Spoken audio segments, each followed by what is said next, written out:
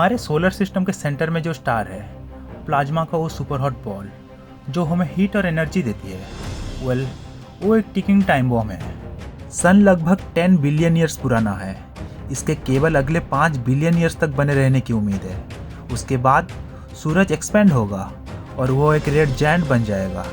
फिर यह श्रिंक होकर वाइट ड्वार्फ बन जाएगा, एक मरता हुआ तारा, एक तारा जो बिलियन ईयर्स तक ठंडा रहेगा। ऑफ कोर्स ऐसा कुछ होने से पहले हम सब जा चुके होंगे, लेकिन फिर भी क्या आप इमेजिन कर सकते हैं कि सन की अपने आंखों के सामने एक्सप्लोड होना कैसा होगा? सुपरनोवा जैसे नाम के साथ आप सोचेंगे सोलर एक्सप्लोजन दुनिया का अब तक का सबसे शानदार फायरवर्क शो होगा, लेकिन रियलिटी में आपको में भी कुछ भी दिखाई नहीं दे। सन अर्थ से 150 मिलियन किलोमीटर दूर है और सन से लाइट हमारे तक पहुंचने के लिए 8 मिनट लग जाते हैं। और जबकि ये बहुत दूर लगता है, इन सुपरनोवा टर्म्स हमारे पास बचने का कोई भी चांस नहीं है। अर्थ को सुपरनोवा से पूरी तरह से सेफ रखने के लिए हमें कम से कम 50 से 100 लाइट ईयर दूर रहना होगा।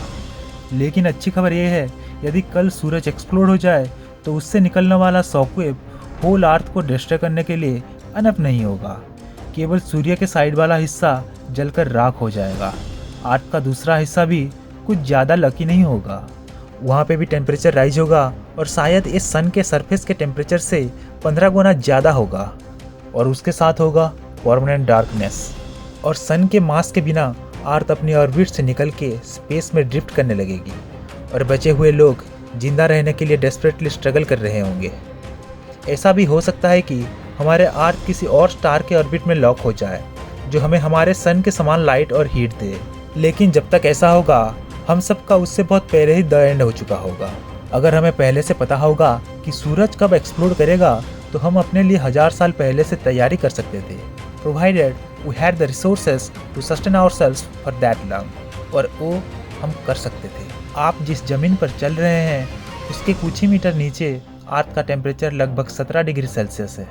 इसलिए अगर हमारे पास सफिशिएंट टाइम होता तो सिविलाइजेशन अंडरग्राउंड होकर फोर्टिफाइड बंकर के ह्यूज नेटवर्क में जाकर जिंदा रह सकती थी। एक्सप्लोजन के एक वीक के भीतर अर्थ का सरफेस का टेम्परेचर -18 डिग्री तक गिर जाएगा। एक साल के भीतर टेम्परेचर लगभग -73 डिग्री सेल्सियस तक गिर जाएगा। इस टेम्परेचर पर ओशन ऊपर से नीचे तक जम जाएगा। 1000 साल के भीतर अर्थ का एटमॉस्फेयर फ्रीज होके कोलैप्स हो जाएगा, जिससे सरफेस पर बची हुई कोई भी चीज़ कॉस्मिक रेडिएशन और मीटियोर इम्पैक्ट के लिए एक्सपोज हो जाएगी। होपफुली उस टाइम तक हमें अपने लिए एक नया घर मिल जाएगा। अच्छी खबर ये है कि अगर सन एक्सप्लोड हुआ, जो कभी ना कभी तो होगा, ये रातों रात नहीं होगा। जब सन का डेथ होगा तो ये बिलियंस ऑफ ईयर्स का एक लंबी धीमी प्रोसेस होगा। सन बहुत ही ज़्यादा हॉट और ब्राइट हो जाएगा और इसका एक्सपैंड होना शुरू हो जाएगा।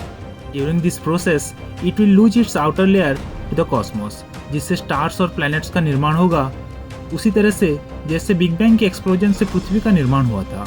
Who knows, maybe new life form बन सके। Can you imagine another earth, a new humanoid species? It's hard to predict how our galaxy might look billions of years from now, and it's especially hard to imagine our solar system without the great golden anchor that keeps it all together. But one day, in the very very distant future, the sun will expand and it will shrink, maybe leaving room for a new star to take its place. And if by some miracle humanity still exists at that point, where might we be living? Can you imagine your descendants being born on a space station? Well, उसकी हम discuss करेंगे एक नए episode में। आज के लिए इतना ही, फिर मिलते हैं हमारे अगले एपिसोड में। और हाँ, please subscribe to our channel for this kind of amazing contents.